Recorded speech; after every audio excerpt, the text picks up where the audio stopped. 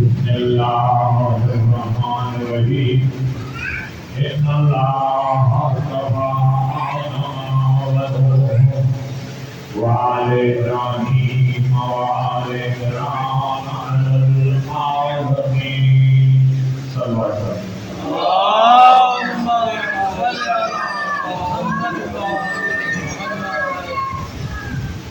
سورہ آل عمران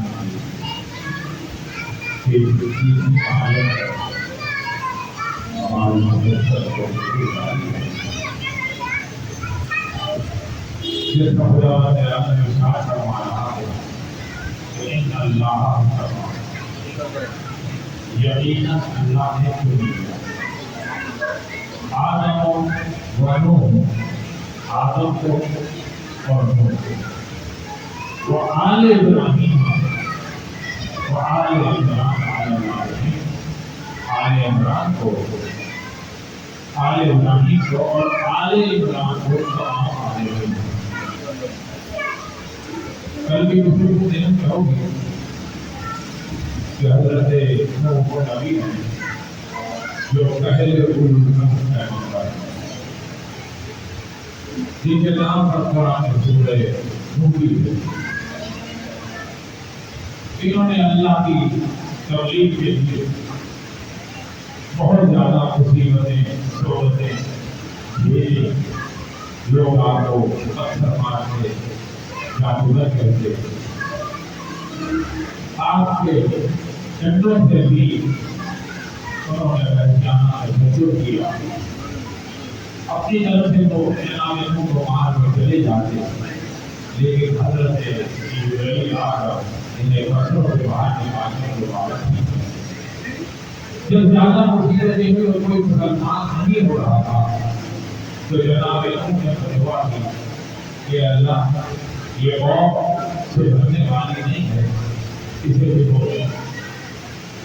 تو اللہ نے آزاد نازل کیا، پہلے حکم دیا کہ کشتی بناؤ، جناب نوح نے کشتی بنائی، پوری دنیا سے صرف 80 لوگ کشتی میں سوار ہوئے، طوفان آیا، سب ڈوب کر ہلاک ہو گئے، صرف وہی بچے جو کشتی میں سوار ہوئے۔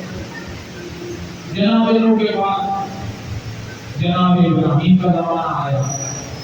جناب ابراہیم نے، یہ بھی اللہ کی ضرورت پیغمبر ہے، اس پر بھی سورہ ابراہیم نازل ہے، قرآن کے اندر ہے۔ یہ بھی اللہ کی سے بہت محبت کرتے تھے کہ اللہ نے انہیں خلیل کا سلام کیا۔ قرآن کے اندر اللہ خود کہتا ہے کہ میں اپنے بندوں سے مخلوق سے 3 قسم کے امتحان لے سکتا ہوں، مال کا، اولاد کا اور جان کا۔ تمام نبیوں کے واحد جناب ابراہیم ہیں کہ جن سے تینوں امتحان لیے اور تینوں امتحان پہ جناب ابراہیم کامیاب ہوئے۔ مال کا امتحان ہوا، جناب ابراہیم بھیڑ بکریاں چرایا کرتے تھے، ایک دفعہ لے کر گئے تو بکریاں چرا رہے تھے اور خود اللہ کی عبادت میں مصروف تھے، تسبیح و تحلیل کر رہے کہ اتنے میں جناب ابراہیم کے کانوں میں ایک آواز ہوئی کہ صبح وللہ رب العالمین۔ جب جناب ابراہیم نے مڑ کر دیکھا کہ نہایت ہی خوبصورت لڑکا کھڑا ہے اور آسمان کی طرف دیکھ کر یہ کہہ رہا ہے، تو جناب ابراہیم جو تھے وہ خوش ہو گئے کہ یہ کون ہے جو میرے خدا کا نام لے رہا ہے، اور اتنی پیاری آواز ہے کہ جناب ابراہیم مدہوش ہو گئے۔ وہ کھڑا تھا خاموش کہ جناب ابراہیم چل کر اس کے پاس گئے اور جا کر کہا تو کون ہے جو میرے رب کا اتنے پیارے انداز میں نام لے رہا ہے؟ تو جناب تو ایک دفعہ پھر میرے اللہ کا نام لے، یہ میری بکریاں ہیں، بھیڑ جتنے ہیں، ان کے آنکھوں میں مجھے لے لوں گا۔ تو پھر کہا تو جناب ابراہیم بہت خوش کہ میرے اللہ کا نام لے رہے ہیں، روزی کے اللہ اتنا ان کو اچھا لگا کہ پھر سے آئے دفعہ آنے لے کے چار کا یہ سارے بھیڑ بکریاں تجھے پھر نام لیا جناب ابراہیم۔ اس کو بقایا بھی دے دی، لیکن دل کو تسلی کیونکہ خلیل ہے اللہ کے، اتنی محبت ہوگی تو خلیل بنے۔ کہا ایک دفعہ اور نام لے، اب میرے پاس دینے کے لیے کچھ نہیں ہے، میں تیرا ملازمت کروں گا، یہ بھیڑ بکریاں چلاؤں گا، تیرے کام کروں گا۔ پھر نام لیا تو جناب ابراہیم جانے لگے تو نوجوان نے روک لیا، کہا تم نے مجھے پہچانا نہیں، میں اللہ کا جو ہے فرشتہ جبرائیل ہوں، میں نے تمہارا امتحان لینے آیا تھا، میں نے تمہیں قبول کر لی کہ تمہاری جناب ابراہیم معاف کرو۔ پھر بیٹے کا امتحان لیا گیا، انہوں نے خواب میں دیکھا، اسماعیل سے ذکر کیا، اسماعیل نے کہا ان اللہ مغفر اللہ تعالیٰ مجھے صبر کرنے والوں سے پائیں گے۔ تو بس علی لانے کے آمین پورے قرآن کو اٹھا کر دیکھیے کہ انبیاء نے ہمیشہ جان دی ہے، لیکن مصیبت سمجھ کر، صبر کر کے، صبر ہوتا ہے مصیبت پر، لیکن ایک اللہ نے کچھ ذاتیں ایسا پیدا کی کہ جنہوں نے موت کو نعمت سمجھ کر دیا ہے، اور وہ ہے محمد اور آل محمد کی ذاتیں ہیں کہ جنہوں نے اللہ کو موت کو جو ہے وہ اللہ کی نعمت سمجھ کر انہوں نے شکر کیا ہے، اور شکر ہوتا ہے ہمیشہ نعمت کا۔ اور یہی وجہ ہے کہ کربلا میں حسین نے جب بھی کوئی قربانی دی ہے تو ہاتھوں پر اٹھا کر کہا ہے اللہ تیرا شکر ہے کہ تو نے میری قربانی کو قبول کیا۔ انبیاء جناب نے اپنی جان کا بھی دیا آگ کے اندر میں، لیکن جانا رسول کی بندہ وسلام علی ابراہیم جب تو اسماعیل ابراہیم جو تھے وہ ہاتھ سے دیتا کیا۔ تینوں قربانیاں دینے کے بعد جب اللہ کے حکم کا خانے کعبہ بنا رہے تھے تو دو تھے پھول تھے، یا ان کا بیٹا نبی وہ بھی اسماعیل جبرائیل گارا بنا رہے ہیں، پتھر اینٹیں اٹھا اٹھا کر ابراہیم کو اسماعیل دے رہے ہیں، اور خانے کعبہ تیار ہوا تو اللہ بہت خوش ہوا تو کہا ہے کیا چاہتا ہے ابراہیم؟ کہا ہم نے تجھے امامت عطا کی، تو یہاں پر ابراہیم نے دعا کی اے اللہ اس امامت کو میری ذریت میں قرار دے۔ جناب اللہ کی آواز آئی کہ ہم سے قرار دی، لیکن یہ امامت جو ہے وہ ظالموں میں نہیں ہوگی۔ جناب ابراہیم کا زمانہ گزرا، جناب موسیٰ جناب موسیٰ اللہ کے قریب ہیں، اللہ سے پیار کرنے والے ہیں، اللہ کو جاننے والے ہیں۔ جناب موسیٰ کو بھیجا فرعون کے مقابلے میں جس نے خدائی کا دعویٰ کیا تھا، بہت مقابلے کیے جناب موسیٰ نے، اور ہر دفعہ جو تھے ان کو سمجھاتے رہے، قوم کو سمجھاتے رہے اپنی کہ اللہ کی عبادت کرو، سے بات کرو، لاکھ نہیں سمجھو، یہ کائنات کا بنانے والا کوئی اور نہیں، میرے خدا کی ذات ہے، اس نے مجھے تمہارے درمیان رسول بنا کر بھیجا ہے۔ لیکن دنیا تو فرعون کے خدائی میں ڈوبی ہوئی تھی، اس نے جناب موسیٰ کو اپنی طرف سے کم عزت کرنے کے لیے اس نے جادوگروں کو بلایا، اور بلانے کے بعد اس نے کہا کوئی ایسا کام کرو کہ جناب موسیٰ نعوذ باللہ ذلیل و خوار ہو جائے۔ تو انہوں نے کہا کہ موسیٰ تجھے ہم خدا، ابراہیم فرعون تجھے ہم خدا مانتے ہیں، تو وہ کہتے ہیں عزت فرعون کی قسم ہم ایسا جادو دکھائیں گے کہ موسیٰ جو ہے وہ کامیاب نہ ہوگے بلکہ ذلیل و خوار ہو جائیں گے۔ اور انہوں نے کیا کیا کہ قرآن یہ کہتا ہے کہ کچھ لکڑیاں سورہ اعراف میں بھیجا گیا، یہ قرآن میں کچھ لکڑیاں اور کچھ رسیاں زمین پہ پھینکی اور انسانوں کی آنکھوں میں جادو ہوا۔ اب جب جادو ہوا تو وہ جو انسانوں کی نظروں میں وہ لکڑیاں اور وہ رسیاں تھیں وہ جادو کو صاف نظر آنے لگی، اور جب وہ صاف مکمل ہو گئی اور پورا دربار جو فرعون کا تھا وہ دیکھ رہا تھا کہ یہ صاف آ گئے ہیں، تو جناب موسیٰ کو حکم ہوا اے موسیٰ اپنا عصا جو پکڑے ہو زمین پر پھینک دو۔ جناب موسیٰ نے پھینکا تو وہ بہت بڑا اژدہا بن گیا اور اس نے تمام سانپوں کو کھا لیا۔ بس جیسے ہی کھایا وہ جتنے جادو کرتے سجدوں میں گر گئے اور کہا قالوا آمنا برب العالمین ورب موسیٰ وہارون، کہ ہم ایمان لائے اس پر جو عالمین کا پروردگار ہے، ہم موسیٰ اور ہارون پہ اس کے اوپر ایمان کے رب پر ایمان لائے۔ تو وہ ایمان لے آئے. اب آپ دیکھیے کہ انہوں نے ایمان لائے. سوچنے کی بات ہے کہ انہوں نے کہا کہ ہم عالمین کے رب پہ بھی ایمان لائے, موسیٰ اور ہارون کے رب پر بھی ایمان لائے. یعنی دیکھیے موسیٰ نے کوئی تکلیف نہیں کی ان کے اوپر, نہ ان کو بتایا کہ کیا ہے مہدانیت. عالم تھے جو جاہل نہیں تھے, انہوں نے دیکھا تو سجدے میں گر گئے اور کہا ایمان لائے. قالوا کہنے لگے آمنا برب العالمین, ہم عالمین کے رب پر ایمان لائے اور رب موسیٰ و ہارون, اور ہم موسیٰ و ہارون کے رب پہ لائے. یعنی وہ صرف اللہ اور اس کے رسول موسیٰ پر ایمان نہیں لائے بلکہ مسیح رسول پر بھی ایمان لائے. پتا چلا کہ اللہ اور اس کے رسول پر ایمان لانے سے انسان سے مسلمان ہوتا ہے, لیکن جب مسیح رسول پر ایمان لے آئے تو انسان مومن ہو جاتا ہے. تو مسلمانوں سمجھو, ہم جو کلمہ لا الہ الا اللہ محمد رسول اللہ کے بعد علی ولی اللہ اور مسیح رسول اللہ پڑھ کر یہی بتاتے ہیں کہ ہم صرف مسلمان نہیں مومن بھی ہیں.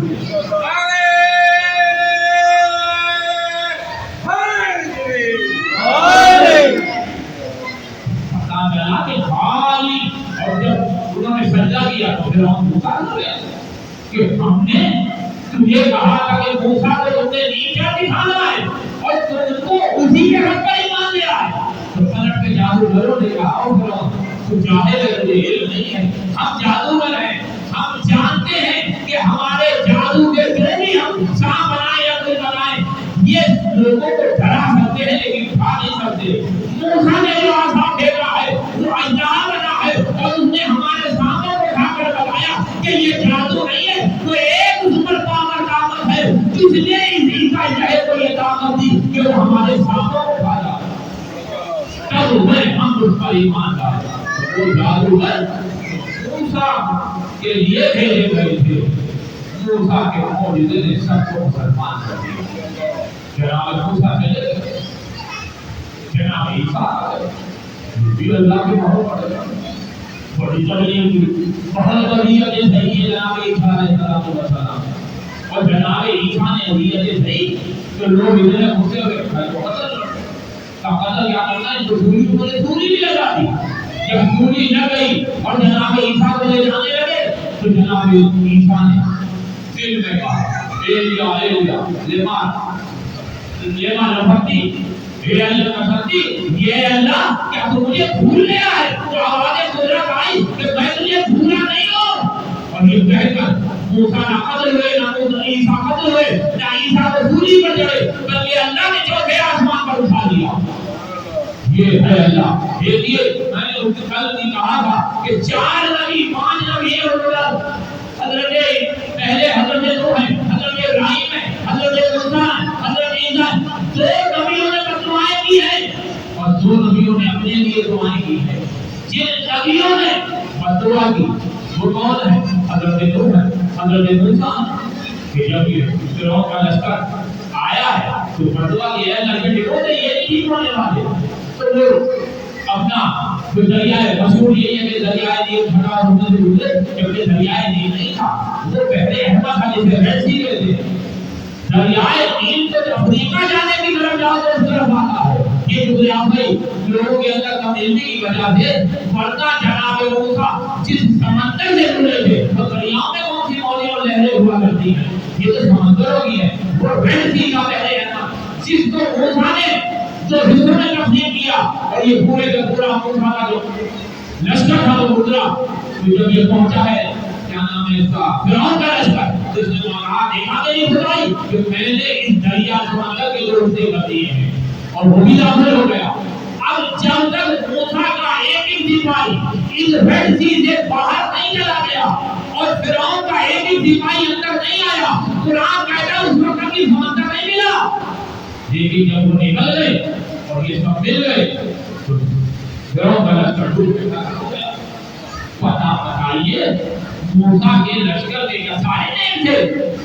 12 قبیلے جو رستے میں جاتے ہوئے کہے ہم نہیں جائیں گے, اس کے 12 رستے بناؤ, ہم الگ الگ رستے سے جائیں گے, ہمیں دوسرا نظر نہیں آتا اس میں کھڑکیاں بناؤ. یہ موسیٰ نے پیار کرنے والے تھے, یہ موسیٰ پر کیا اطاعت کرنے والے تھے, یہ گزرے. اور موسیٰ جو فرعون کا لشکر تھا، کیا ان میں سارے برے ہی ہوتے؟ اچھا کوئی نہیں تھا. بات لشکر کی نہیں ہے، بات ہے کہ لشکر کا رہبر کون ہے. جیسا رہبر ہوتا ہے ویسا ہی اس کو نجات ملتی ہے. یہ تو موسیٰ تھے، ابراہیم تھے، عیسیٰ تھے. جناب اس کو دو نبیوں نے بدعا کر دی. جناب ابراہیم نے اور جناب عیسیٰ نے دعا کی کہ ہمارے حق تک. اور وہی بات ہے جو جناب ابراہیم جو تھے وہ آگ میں جلے نہیں، عیسیٰ جو تھے سولی پہ چلے گئے.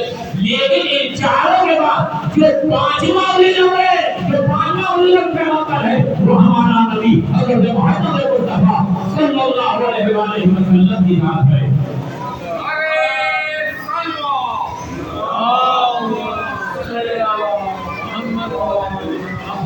جنہوں نے دعا کی اور نام نے لیے دعا کی، ایسا وقت آیا کہ اللہ نے اس رات کو اپنا حبیب قرار دیا. جبرائیل بار بار آ کر کہتے رہے، لیکن کبھی بھی رسول نے یہ نہیں کہا کہ ان کے اوپر عذاب کر یا مجھ پر رحم فرما یا مجھے بچا دے ان لوگوں سے. رسول نے اپنی زندگی میں نہیں کیا. بس یہی فرق ہے کہ محمد مصطفیٰ آدم سے لے کر عیسیٰ تک تمام نبیوں کا سردار ہے، تمام نبیوں کا آقا ہے، تمام نبیوں کی نبوت کا گواہ ہے. یہ ہے. اور جناب عیسیٰ کی کوئی شادی تو ہوئی نہیں، مریم کے بیٹے اور وہ پورے واقعہ نہیں پڑھنا. لیکن جناب عیسیٰ نے اللہ کی خاطر کتنی مصیبتیں ہوئی، لوگ قتل کرنے پر آ گئے. اب یہاں پر مجھے اگر حسن زیدی صاحب کی کچھ باتیں یاد آتی تو وہ بھی بیان کر سکتا ہوں کہ عیسیٰ نے سوال ہو جائے. وہ ایک دن بیٹھنے میں بیٹھا ہوا تھا کہ کسی نے سب بات کیا. میں باہر نکلا تو دیکھا ایک ہی ساری ظاہر جو میں نے اس کو دیکھا اپنی گھر میں لے جایا، اس کو کمرے میں بٹھایا، پانی پلایا. پلانے کے بعد اس کو پوچھا کیسے آنا ہوگا. کہا میں آپ سے 2 سوال کرنے کے لیے آیا. سوال کرنا کہنا تھا مجھے ایک بات بتائیں کہ ایک آدمی سو رہا اور ایک آدمی پاس بیٹھا ہوا ہے. یہ دونوں بیٹھے، ایک سو رہا ہے، بیٹھا ہوا ہے. تو اتنے میں تیسرا آدمی آیا. اس نے راستہ پوچھنا تھا کہ وہ راستہ بتانے کے لیے بتائیں کہ وہ سونے والے سے پوچھے گا یا جو جاگ رہا ہے وہ اس سے پوچھے گا. تو میں نے کہا سمجھ گیا اس کی بات. تو میں نے کہا جو سو رہا ہے اس سے پوچھے گا. تو وہ پلٹ کر کہتا کیسی باتیں کر رہے ہیں کیا؟ ارے وہ تو سو رہا ہے، وہ تو جو جاگ رہا ہے اس سے پوچھے گا. نے کہا نہیں، وہ جانتا ہے کہ یہ جاگنے والا بھی سونے والے کا انتظار کر رہا ہے کہ جب یہ اٹھے گا تو اس سے راستہ پوچھوں گا. کہا دوسرا سوال دے رہا ہے. کہا تم یہ کہتے ہو کہ حضرت عیسیٰ سے زیادہ افضل جو ہے وہ امام مہدی علیہ السلام ہے. کہا ہم کہتے ہیں کہ جناب مہدی کا مقام حضرت عیسیٰ سے بہت بلند ہے کہ جب حضرت عیسیٰ آسمان سے اتریں گے، امام زمانہ اپنا ظہور کریں گے تو امام مہدی کے پیچھے عیسیٰ نماز پڑھیں گے. کہنے لگے کہ آپ کو جانتے ہیں کہ اگر وہ اتنے ہی افضل ہوتے تو زمین پہ کیا ہوتے؟ ہمارا عیسیٰ اندر ہے اس آسمان سے. تو کہنے میں مسکرایا اور مسکرا کر میں نے کہا یہ بتا کہ آپ اڑتے ترازو کو دیکھا ہے، میزان کو جانتا ہے؟ کہاں جانتا ہوں. کہا اس سے کیا کرتے ہیں؟ کہا وزن کرتے ہیں کہ جو وزن زیادہ جو ہوتا ہے وہ زمین پر آتا ہے، جو وزن ہلکا ہوتا ہے وہ اوپر چلا جاتا ہے. تو پہچان لے کہ اللہ کے نبی عیسیٰ کا وزن کتنا ہے اور ہمارے امام مہدی کا وزن کتنا ہے. کہ جب اللہ نے دونوں کی فضیلتوں کو دیا تو امام مہدی کا وزن زمین پر آیا، عیسیٰ ان کے آگے اتنا ہلکا تھا کہ چوتھے آسمان پر چلا گیا.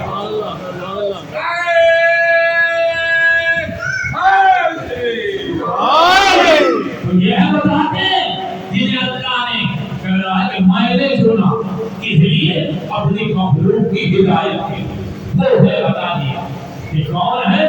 وہ اس نے بتایا کہ ہم نے آدم کو چنا، نوح کو چنا، آل ابراہیم کو چنا، آل عمران کو چنا جو عالمین میں سب سے بہتر ہے.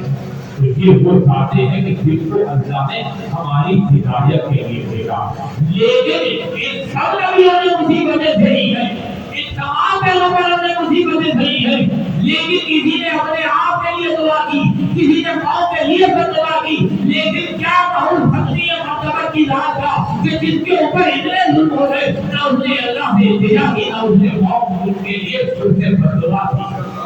یہ ہے ہمارا نبی، تو جس نبی کا یہ حال تو اس کی آج کس مقام پر ہوگی؟ اور آج دنیا آل محمد سے اتنا پیچھے کیوں ہے، دشمنی کیوں رکھتی ہے اور یہ کہتی ہے کہ تم اس کو محمد سے بڑھا دیتے ہو اور اللہ سے بڑھا کر پہنچا دیتے ہو؟ تو بے وقوف ہم نے آل محمد کو نہیں بڑھایا، تم نے اللہ محمد کو کم کیا ہے کہ آل محمد اوپر نظر آ گئے ہیں۔ ارے اتنا دیکھو کہ جو آل محمد اس فضیلت کے مالک ہے، اس کے رسول محمد کتنے بلند ہوں گے، اور جس آل محمد اور رسول کی یہ فضیلت ہے تو اللہ کا کیا مقام ہوگا؟ تو یہ آل محمد ہے، اللہ نے محمد کو بھیجا تھا تبلیغ اسلام کے لیے، اور آل محمد کو بھیجا تھا نصرت اسلام کے لیے، اور یہ آل محمد ہے کہ جنہوں نے اسلام کی بقا کے لیے صرف اپنے گھر ہی اپنا سب کچھ برباد کر دیا۔ جس مقصد کے لیے یہ مجلسوں کا انعقاد کیا جاتا ہے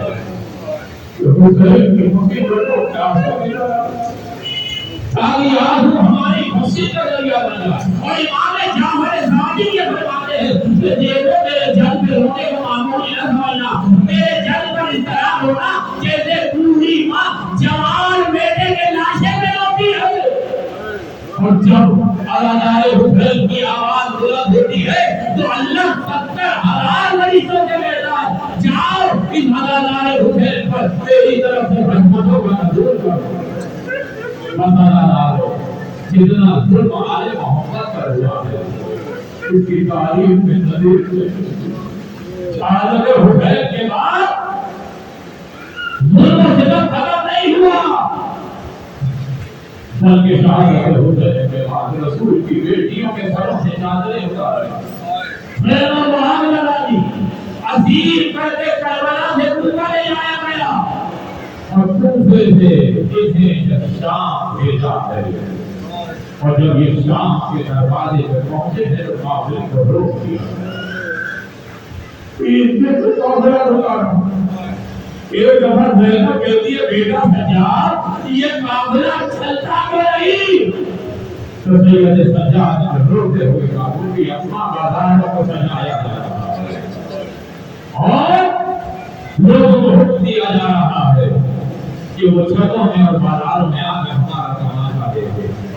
بازار جو 30 کا دن ہوا ہے اور شام کا بازار کا دروازہ کھلا گیا ہے، علی کی بیٹی کو نظر پڑی ہے تو دیکھا اتنا مجمع ہے تو علی کی بیٹی کو یاد آیا میرے سر پہ چادر نہیں ہے، کہا بیٹا سید سجاد اس کی مرضی کہہ دو زینب نہیں داخل ہوگی جب تک ہمیں چادر نہیں دی جائے گی۔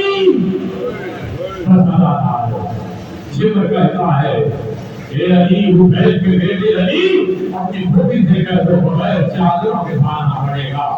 تو زینب کو جلال آ گیا، کہا کس کی مجال ہے کہ زینب کو بغیر چادر کے بازار میں گزارے، اور ایک دفعہ زینب کے ماں بیویوں اپنے بالوں کو کھولو، میں بدعا کرتی ہوں تم دعا کرنا۔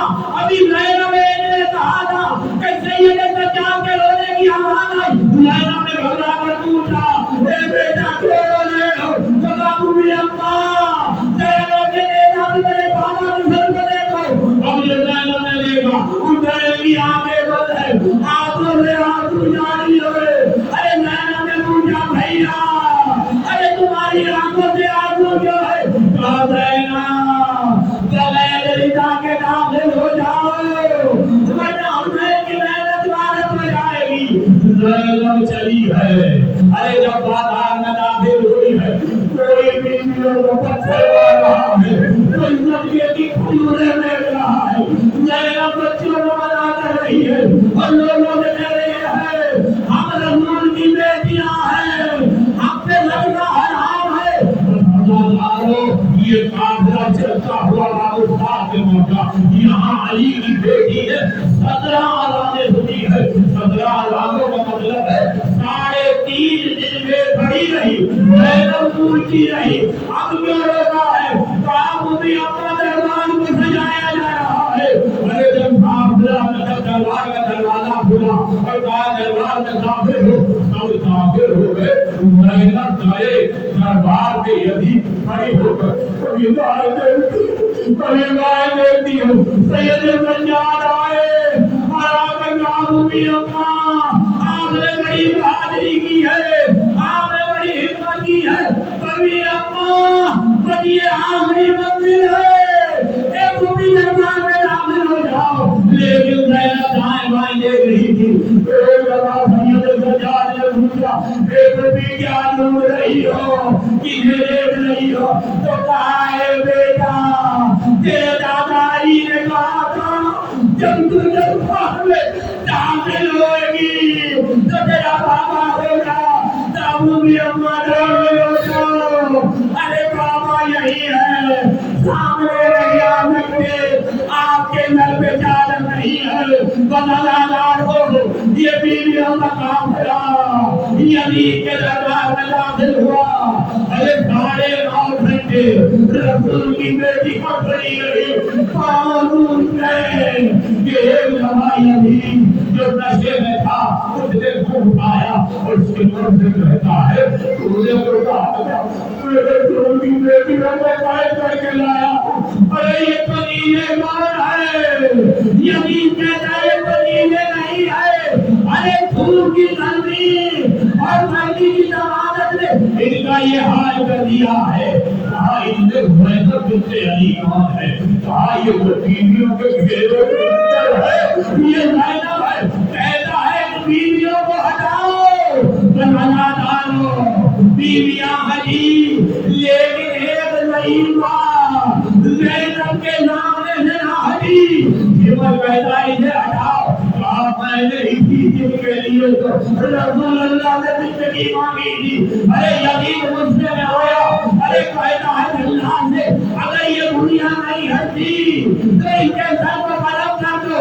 اللہ آگے بڑھے کہ ایک دفعہ کو فضا کھڑی ہوئی اور یزید کے پیچھے ہمیوں سے مخاطب کر کے کہتا ہے کہتی ہے اے ہمیوں تمہاری غیرت کو کیا ہو گیا ہے؟ ارے تمہارے ملکہ میں جو زندہ ہے اس کو یزید کا جلاد قتل کر رہا ہے. تب یہ سننا تھا اور شیعوں نے تلواریں نکالی. کہا یزید اپنا حکم واپس لے ورنہ ابھی سب کو کاٹ دیں گے.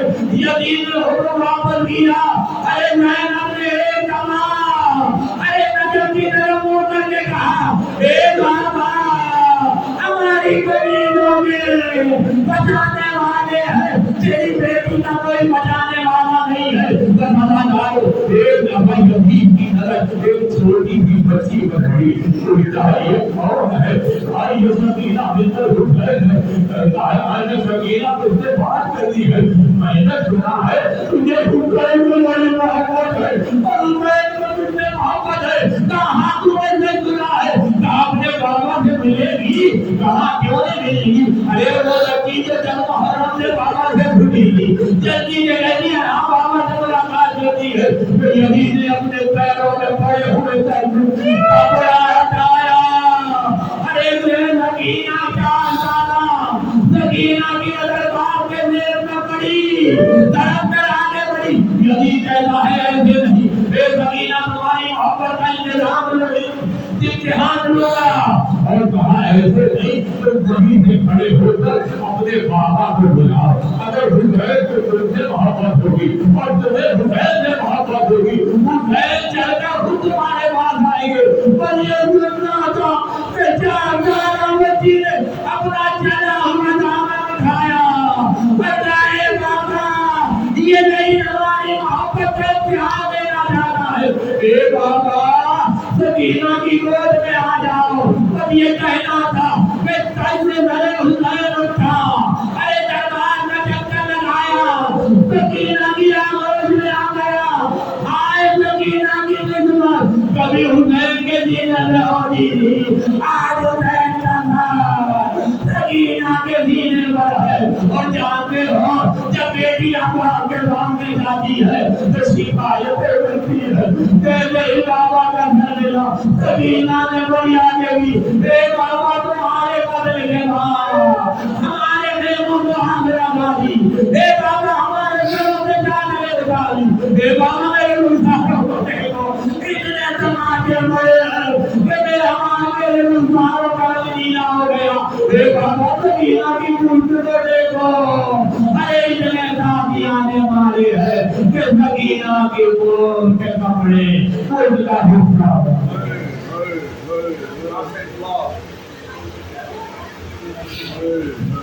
اللہ